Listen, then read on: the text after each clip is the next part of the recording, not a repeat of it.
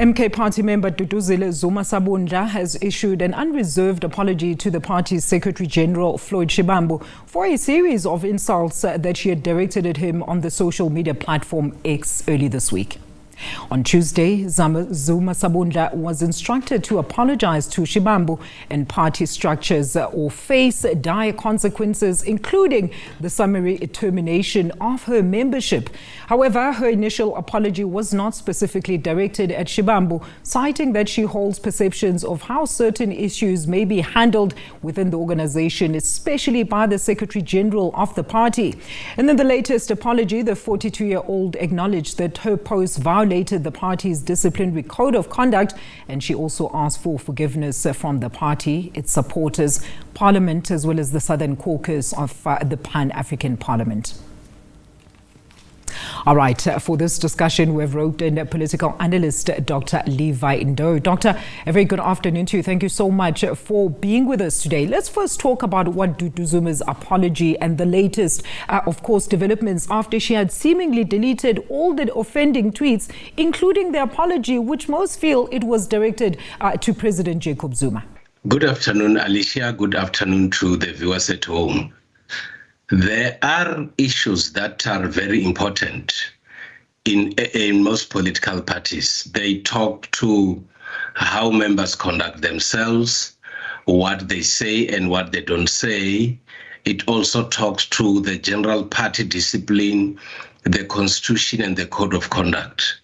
There are a number of instances where members of political parties could be overtaken by emotions and willingly or unwillingly end up violating the values of their parties and indeed their constitution and the code of conduct.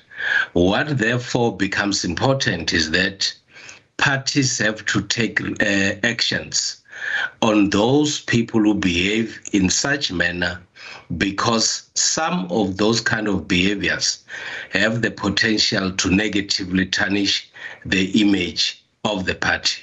And in the case of Ndou Zuma, there are most people who thought that she might not apologize, looking at what is perceived to be her status in the party and the proximity to the leader of the party, Mr. Jacob Zuma, who happens to be her father. In this case, I think both Ndou Zuma, the leadership of the MK party, found it quite necessary to take the interest of the party very seriously and push for party cohesion and unity. And I think that is why she had to apologize.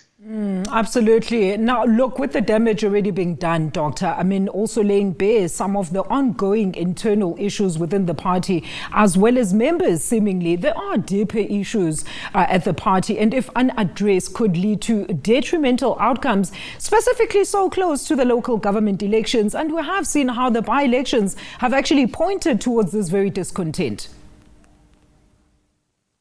One of the challenges, in my view, that appears to be the case with the MKP party is that there are those who consider themselves as being the founders of the party, and there are those who are perceived as the newcomers. And those divisions are quite clear in the MK party. And that is creating a situation where those who consider themselves as being the founders of the party feel being overtaken by those who came at a later stage. And that might not be very good for a party that is ambitious to take over KwaZulu-Natal and indeed taking over the entire country.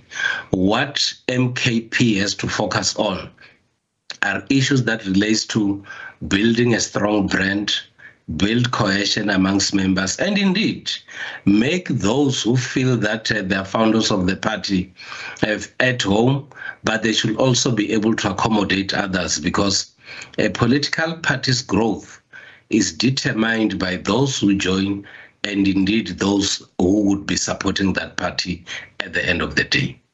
And we can never disassociate careerism as part, of course, of all these ongoing squabbles, Doctor, pertaining to any political party or organization, in fact. But let's look at the SONA speech by Dr. Hlophe. And I want us to be very careful in how we interrogate this matter, as it is still unconfirmed at this stage as to what exactly happened pertaining to Hlophe's speech. What do you think? Well, for me, Dr. Hlophe has to speak on behalf of the MKP. Up until there were news that someone or other people had to write the speech for him, that is where this whole issue has to come out and create controversy.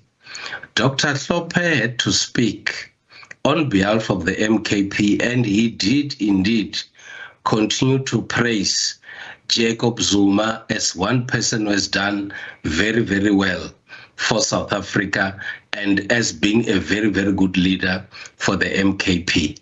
The unfortunate part is that when you debate in Parliament, there are other people who are there who are still going to respond to what you are saying.